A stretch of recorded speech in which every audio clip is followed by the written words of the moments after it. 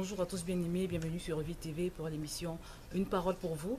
Et aujourd'hui, je vais répondre à la question pourquoi, malgré que certains pasteurs sont dénoncés, ils continuent d'être suivis.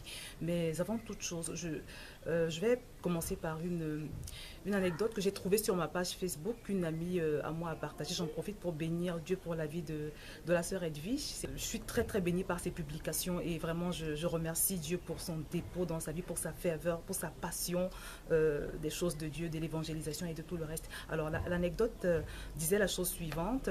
Elle parlait d'un prof ou d'un maître. Là, je vais juste paraphraser parce que je ne me souviens pas de l'histoire au détail près, mais c'est une histoire qui m'a vraiment marquée et qui m'inspire cette vidéo.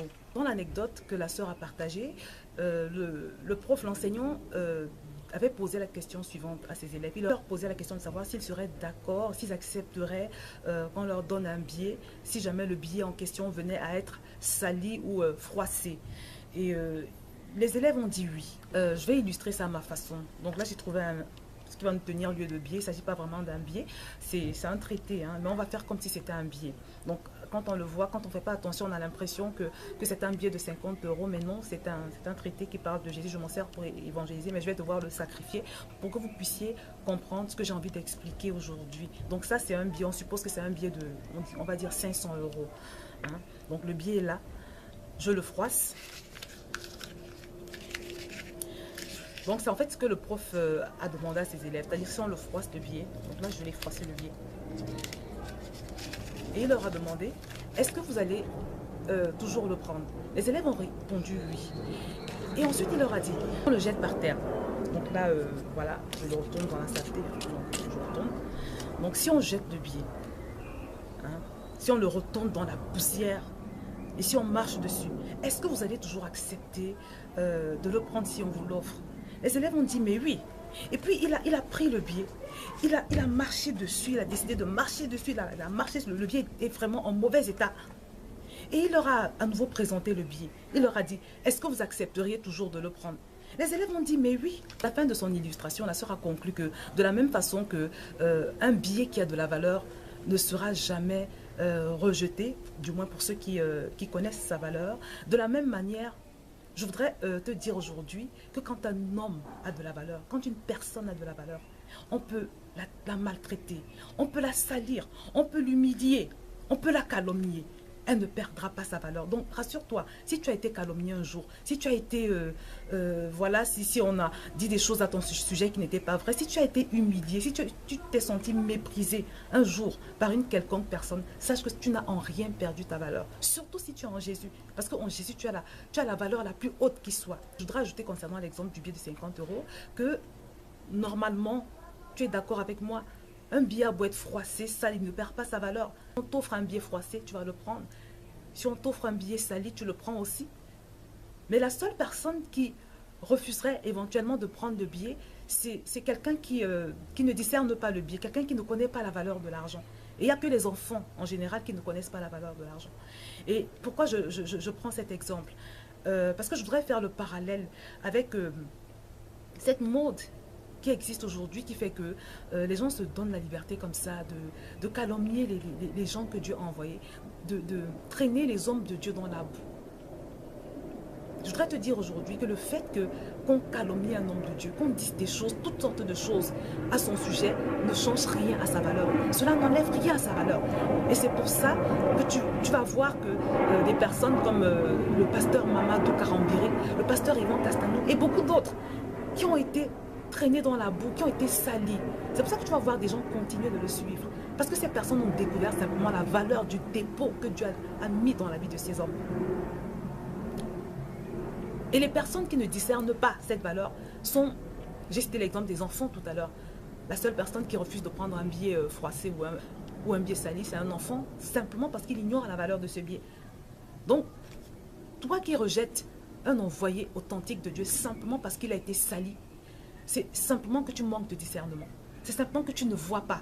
Et c'est pour ça que je voudrais te dire aujourd'hui, bien-aimé, et c'est le principal, s'il y a une chose que tu dois retenir dans tout ce que je vais dire, c'est que nous sommes dans un temps où tu as besoin de discerner, où j'ai besoin de discerner.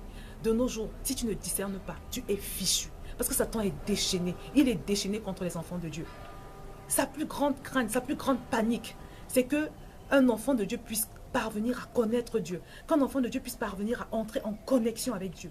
Et ces personnes en qui Dieu a mis ce don-là, cette onction pour connecter les gens à Dieu, pour aller en profondeur avec Dieu, des personnes comme le pasteur Yvan Castagno, le pasteur Mamadou Karambiri, ces personnes sont la cible favorite de l'adversaire.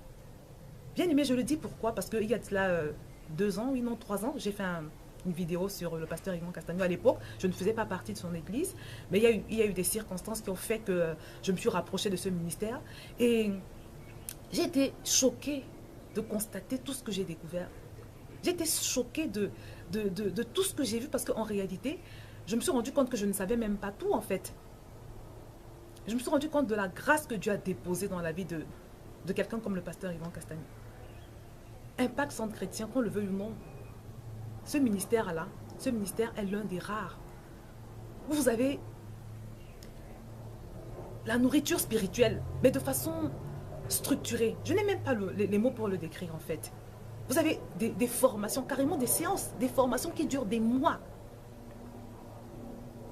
C'est toute une logistique pour que les gens puissent recevoir la nourriture de base. Il y a une formation pour les jeunes convertis qui s'appelle Bienvenue dans le Royaume, qui permet de donner vraiment les fondamentaux aux personnes qui viennent de se convertir. Il y a également la formation 101. Vraiment, c'est des formations qui sont ouvertes, qui sont gratuites, contrairement à tous les mensonges qui circulent qui ont été dits sur ce ministère.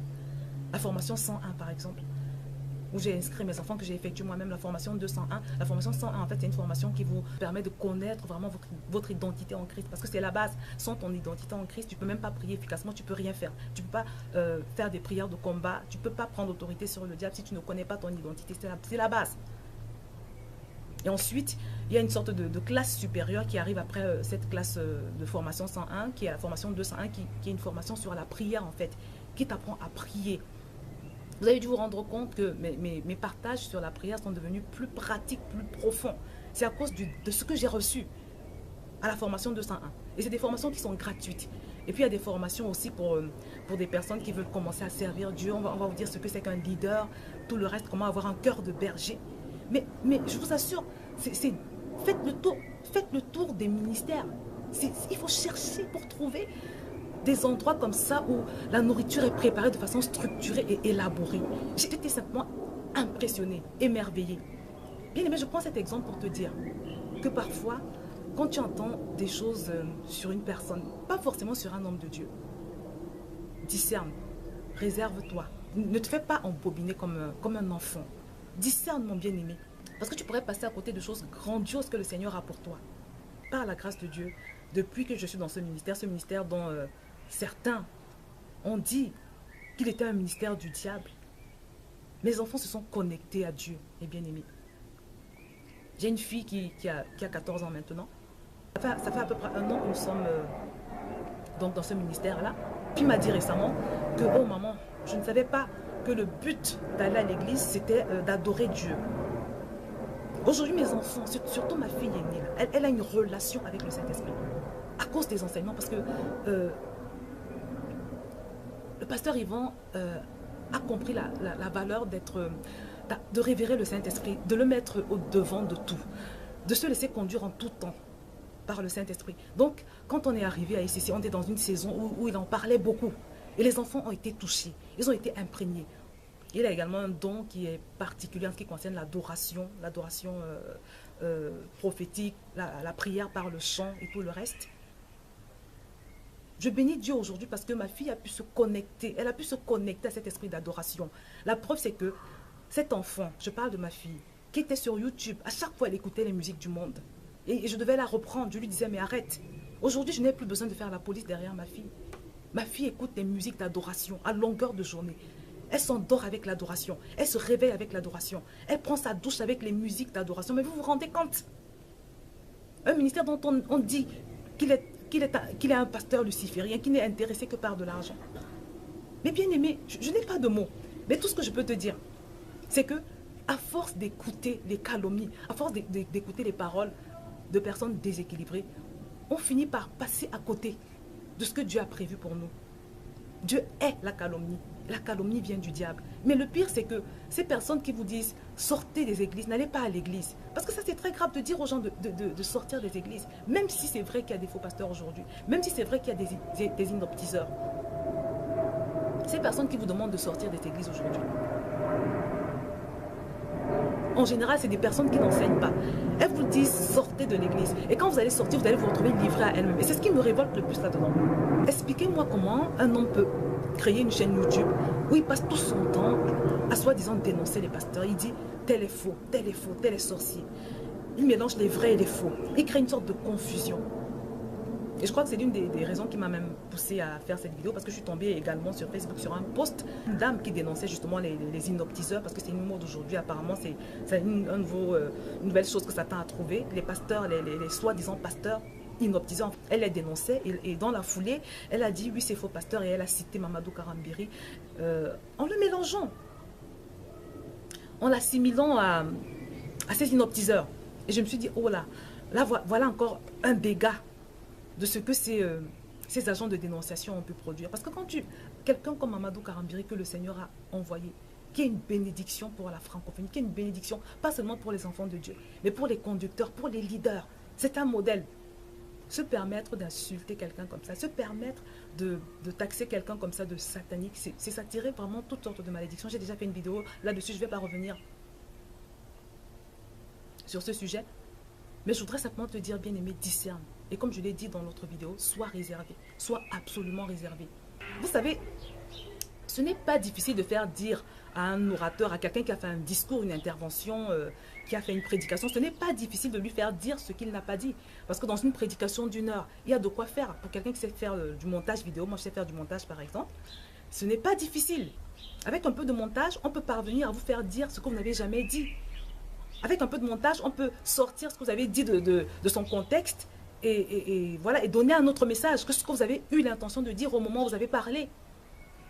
Et ça, les gens l'ignorent. Ils l'ignorent ou ils veulent l'ignorer, je ne sais pas. Et beaucoup de gens se servent de ce prétexte qu'il existe des faux pasteurs et aussi qu'il existe des calomniateurs pour décider de ne plus du tout chercher Dieu, de ne plus chercher à aller dans une assemblée pour se faire accompagner, pour se faire nourrir. Mais je voudrais te dire, comme je l'ai dit toujours dans une vidéo, que Dieu ne reçoit pas ce prétexte. Il ne recevra pas ce prétexte. Dieu te demande de participer à la communion fraternelle. Mon sujet aujourd'hui, bien aimé, je ne souhaite pas faire une longue vidéo, c'est de te dire de faire très attention. De nos jours, prie, jeûne, fais tout ce que tu peux pour avoir le discernement. Écoute les enseignements sur le Saint-Esprit. C'est tellement important. Parce que Satan, il agit de toutes les façons. Vous savez, dans le monde, on dit souvent que la meilleure défense, c'est l'attaque. Parfois, Satan, pour passer inaperçu, il va être celui qui attaque beaucoup. Il va se positionner en celui qui accuse tout le temps. Et à force d'accuser, on finit par croire que tu es bon. À force de taxer les autres de mauvais, on finit par croire que cette personne qui accuse est bonne. Mais faites attention, mes bien-aimés. Discernez, discernez, discernez. C'est mon propos d'aujourd'hui, bien-aimés. Donc, pour répondre à la question de début, pourquoi, malgré que certains hommes de Dieu en particulier ont été gravement attaqués, pourquoi des foules continuent de les suivre? Parce que simplement, ils ont discerné la valeur de ce que Dieu a déposé dans leur vie par rapport à toi. Donc prie, si tu es dans le rejet, par exemple, prie, demande au Seigneur de t'accorder le discernement. C'est le plus important. Ne sois pas accroché à un homme, surtout à un homme déséquilibré, à un homme qui manifeste des signes de schizophrénie. Ne sois pas accroché à un homme, mais sois accroché à Dieu, cherche Dieu. Prie pour le discernement, prie pour devenir quelqu'un qui sait se faire conduire par le Saint-Esprit. Je vais m'arrêter là, bien-aimé, et que le Seigneur te bénisse.